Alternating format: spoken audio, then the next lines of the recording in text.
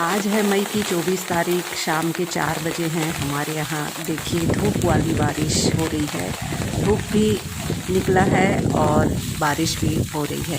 Plants enjoy कर रहे हैं। बहुत तेज़ गर्मी होने के बाद जब बारिश का पानी प्लांट्स को मिलता है तो काफ़ी खुश हो जाते हैं।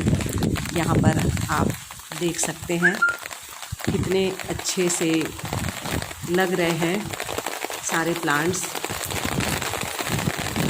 इधर भी देख लीजिए, मेरे टेरेस गार्डन का हाल है ये।